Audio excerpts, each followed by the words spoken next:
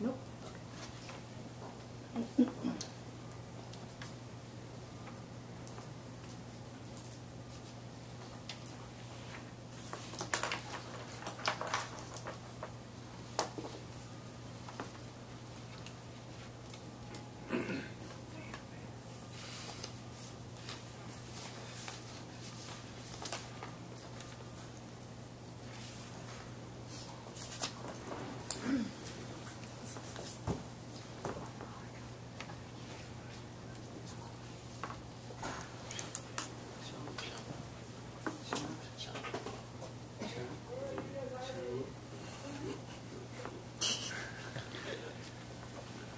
Right.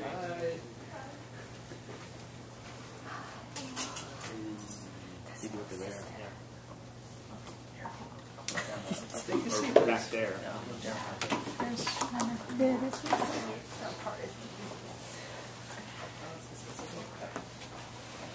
Okay. 好，我们现在有 Robert Chen，有我们一个，他原本的 speech 是中文的，可是他现在想给一个英文的 speech，可是它的主题是剩女 Let's make，which is translate for single you. girls in the 30s. This is a really interesting topic, and I wish you enjoy because, like I explained before the start of the meeting, Shanlu right now, in every newspaper in China, in every editorial, in every magazine, you see that word cartoons. So please pay attention to Robert's speech, Robert Chen.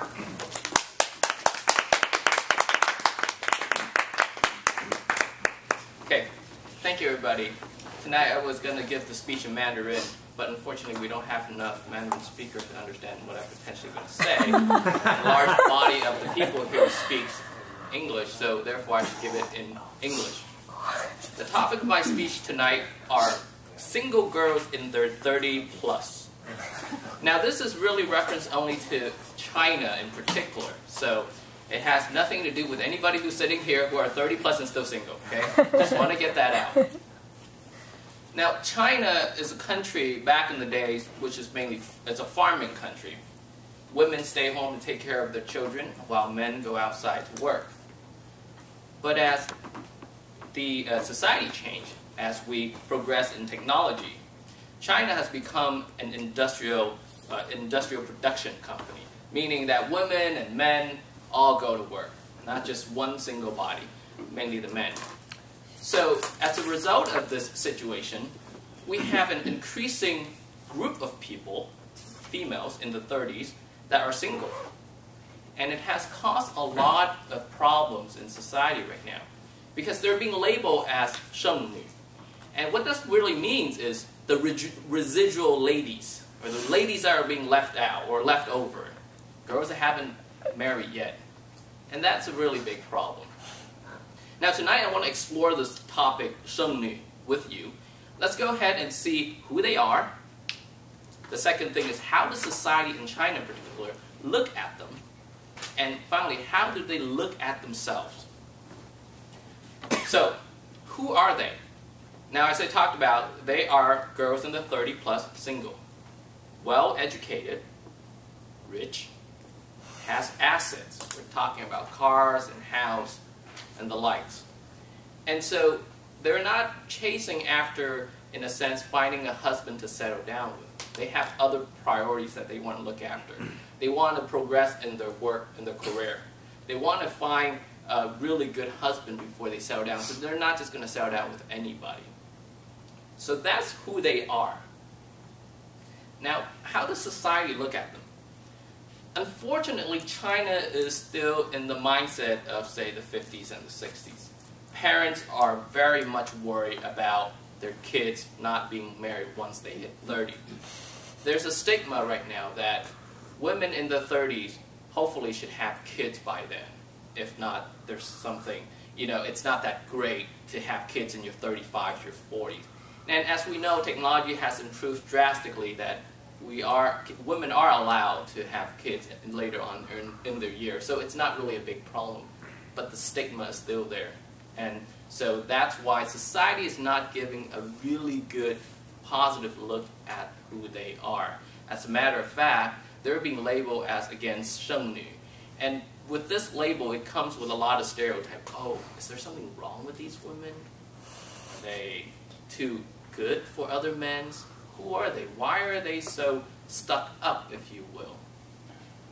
So unfortunately, because of the way society looks at them, they're very much left in how should I say? They're very much left aside right now. Now, do they care? Do they really make a difference as to, you know, why are we? How do they look at themselves at this point? And I can tell you, there's a lot of these single ladies. They don't give a damn about the way that people are looking at them. And really it's because they rather marry the right person than marry the wrong person. Okay? They rather sacrifice not finding the right person than rather just settle down with any particular individual. Because they are able to take care of themselves right now. They are able to afford to buy a car, a house. They can go out on dates with their girlfriends and do things that they really want to do. They no longer have to bog down by a man where the man has to be the breadwinner of the house, and whereas the woman has to stay home and take care of the children. So that's no longer true. And that society, that model is no longer true. But China and the people needs time to accept that new model. And it has been a really, really big problem.